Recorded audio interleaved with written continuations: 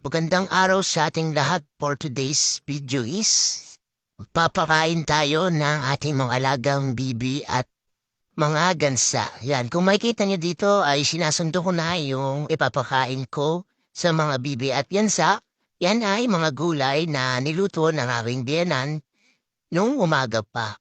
Ito nga pala po sa bandang ito ay hapon na nang nakapagpakain, mga bandang 4:00 po ito ng hapon. Ayan. Dito po ay sinasundo ko lang po na sinasundo. At ito nga at makikita ninyo ay gutom na yung mga bibi natin at mga manok at pabo. Yan, inaagawan na po nila ako ng sinasandok kong gulay para sa kanila.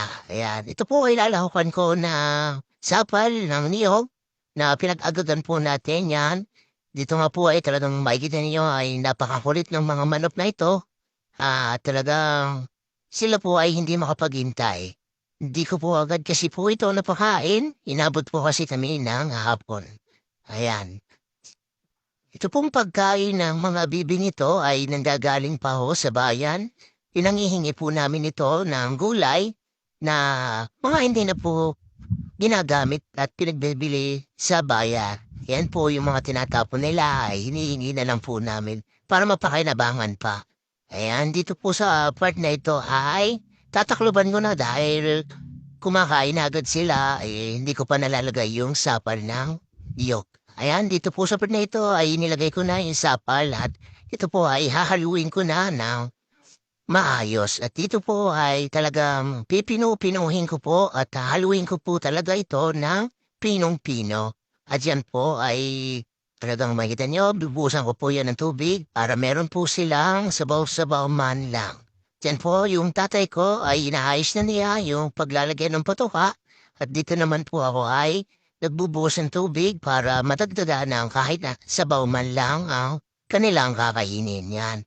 Halo ko na nilamas ko ng husto para magsiksikan sila at mahalo ng maayos. Ayan, dito nga ay dadagdagan ko pa ng tubig para talagang mas marami silang sabaw. At dito nga ay hinihigop nila rin ditong tubig at talagang mabilis makapagpabusog. At ito nga dapat ay ganitong itsura at halong-halo dapat ang mga gulay na ito at ang sapal. Talagang pinipisap talaga dito ng husto yan para mas maganda at mas kahinimila ng ayos na at wala silang matira at masarapan pa sila dito sa pagkain ito.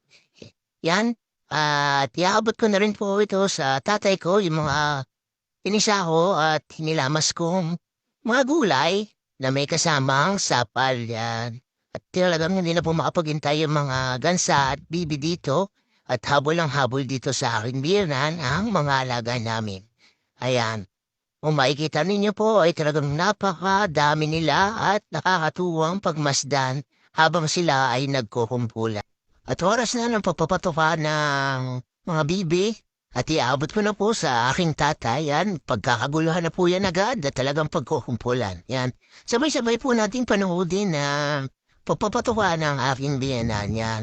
Sana po'y mag-enjoy kayo dito sa aking mga video.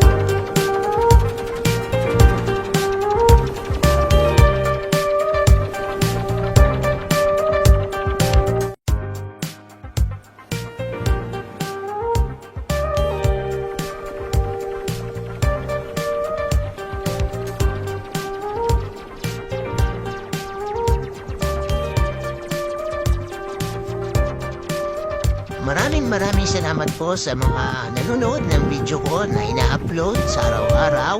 Yan, sana po lagi kayong nandyan at sumusuporta sa akin. Please like and follow na rin po ng aking mga video para updated po kayo sa aking mga video. Maraming salamat po.